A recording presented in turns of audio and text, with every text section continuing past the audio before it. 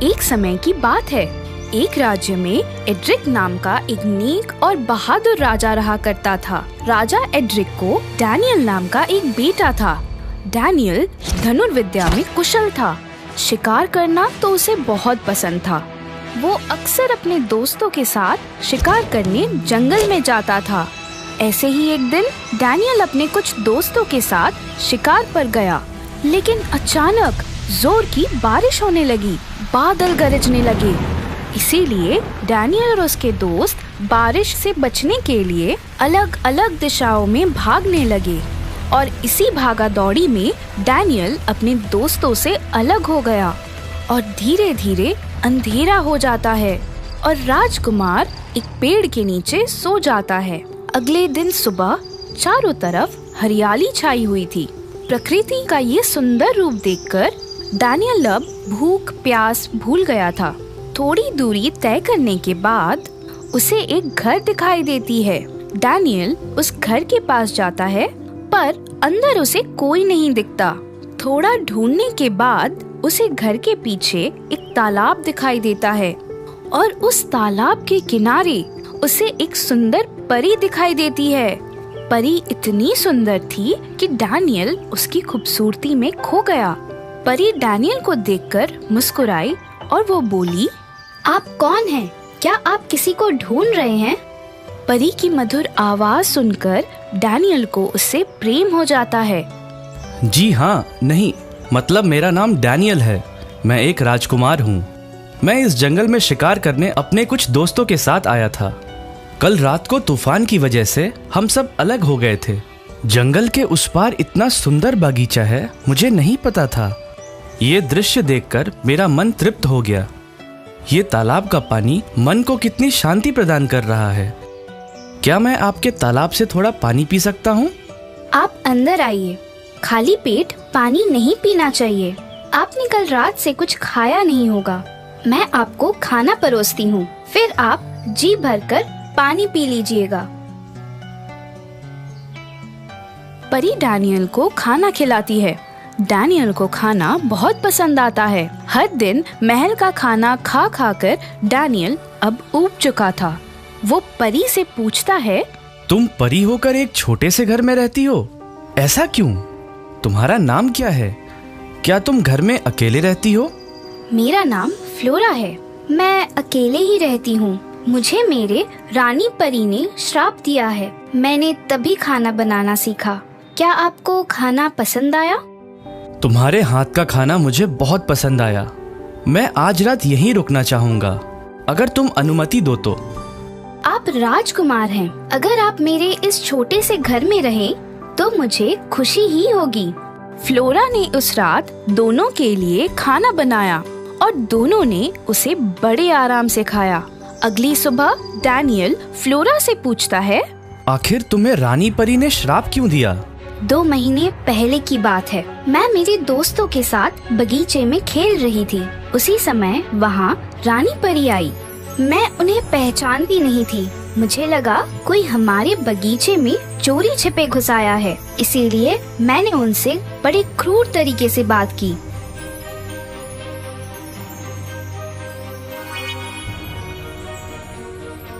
तभी रानी परी ने गुस्से में आकर मुझे श्राप दिया और इस जंगल में अकेले छोड़ दिया। मेरे पिताजी मुझसे कभी कभार मिलने आ जाते हैं। कल ही वो आने वाले हैं, तभी आपको उनसे मैं मिलाती हूँ। तब तक आप रात को यहीं आराम कीजिए। अगले दिन फ्लोरा के पिताजी आते हैं। फ्लोरा डैनियल को उनसे मिलवाती है। एक छोटे से घर में एक राजकुमार को देखकर वो बहुत खुश थे। वो फ्लोरा से कहते हैं, बेटा, आज राजकुमार के लिए कुछ खास पकवान बनाना। नहीं, उसकी कोई जरूरत नहीं। मुझे आपकी बेटी के हाथों का सादा खाना ही बहुत पसंद है। उस दिन तीनों मिलकर बात करते हैं। फिर डैनियल फ्लोरा के पिताजी से कहता है, पिताजी, मुझे फ्लोरा से शादी करनी है। क्या आपको मैं स्वीकार हूँ?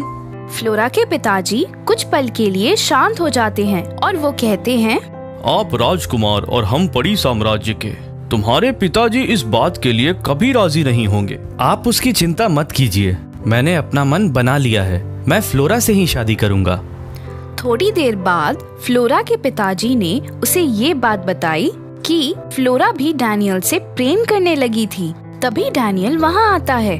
तुम्हारे पिताजी ने तो मुझे मंजूरी दे दी है, बस तुम्हारे मन में क्या है वो मुझे जानना है। फ्लोरा भी अपनी मंजूरी दे देती है। वो डैनियल से कहती है, लेकिन मेरी एक शर्त है। मेरा श्राप 2 साल तक मुझे इस जंगल से बाहर जाने नहीं देगा। शादी के बाद आपको मेरे साथ यहीं रहना होगा। मुझे मंजूर है। दोनों की शादी हो जाती है। डैनियल, फ्लोरा और उसके पिताजी तीनों एक साथ एक परिवार में रहने लगते हैं। देखते देखते उनकी शादी को 2 महीने बीत चुके थे। एक दिन जब डैनियल और फ्लोरा तालाब के किनारे अपना वक्त गुजार रहे थे, तभी उनके घर के पास उन्हें 3-4 सैनिक दिखाई दिए। डैनियल ने देखा कि राज्य के सेनापति और प्रधान जी आए हुए थे। प्रधान जी ने डैनियल से कहा, राजकुमार, 2 महीने से राजा रानी आपकी प्रतीक्षा कर रहे हैं।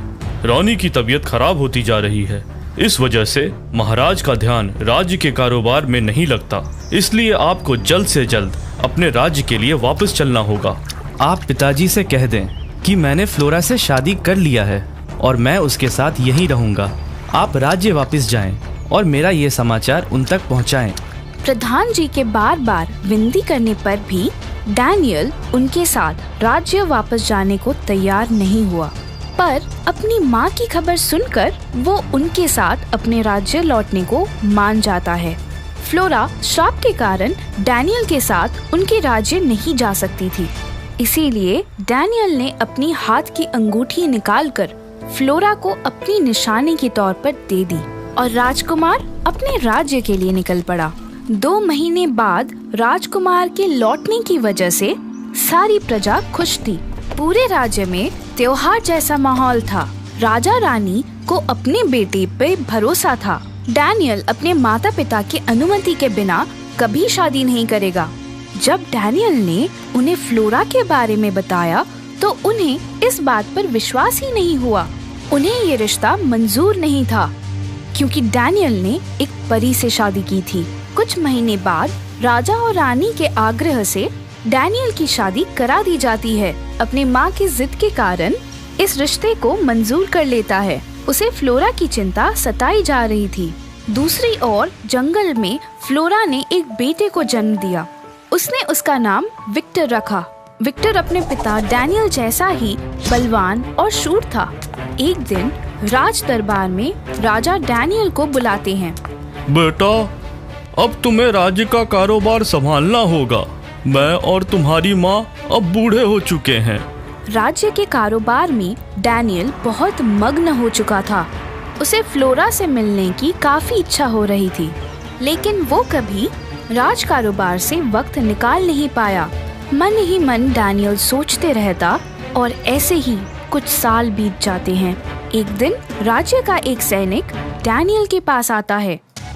महाराज, राज्य में चोरी की बहुत शिकायत है और चोर इतना होशियार है कि आज तक उसे किसी ने देखा नहीं। और हाँ महाराज, वो चोर सिर्फ धनवान लोगों के घर में ही चोरी करता है और धनवानों के घर से चोरी किया हुआ धन वो गरीबों में बांटता है।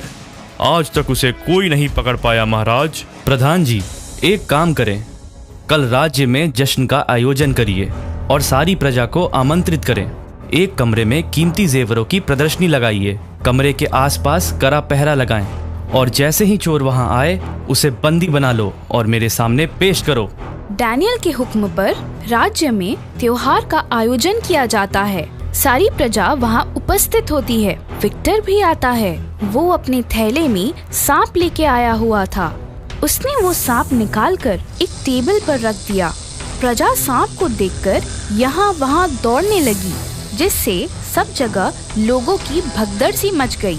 इस मौके का फायदा उठाकर विक्टर उस कमरे में गया और सारे जेवर वो अपने साथ चोरी कर ले गया। ये बात डैनियल को पता चलने पर उसने अगले ही दिन अपने राज्य में एक घोषणा करवाई। राज्य में होने वाली चोरी के लिए जिम्मेदार व्यक्ति स्वयं दरबार में हाजिर हो। उसकी होशियारी के लिए उसे इनाम दिया जाएगा। राज्य की ओर से उसे कोई कारावास की सजा नहीं सुनाई दी जाएगी। विक्टर जानता था कि राजा डैनियल अपने वचन के पक्के हैं। दूसरे दिन विक्टर राजा के सामने अपना गुनाह कबूल कर लेता है। डैनियल को उसकी सच्चाई बहुत भा गई। चोर का व्यक्तित्व देखकर राजा डैनियल को विश्वास ही नहीं हुआ कि ये एक चोर है।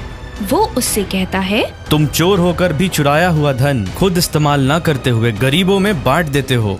तुम्हारा ये तरीका मुझे बहुत पसंद आया। मैं ये चाहता हूँ कि तुम मेरी बेटी से शादी कर लो। डैनियल के ऐसा कहते ही दरबार के बाहर से एक आवाज आती है। ये संभव नहीं महाराज। दरबार में परी भी उपस्थित थी। मेरे हाथ की ये अंगूठी को देखिए महाराज, आप समझ जाएंगे ये हमारा बेटा विक्टर है।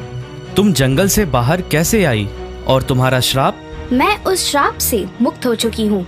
अब मैं आपके साथ इस राज्य में रह सकती हूँ। राजा डैनियल को ये बात सुनते ही बहुत खुशी हुई।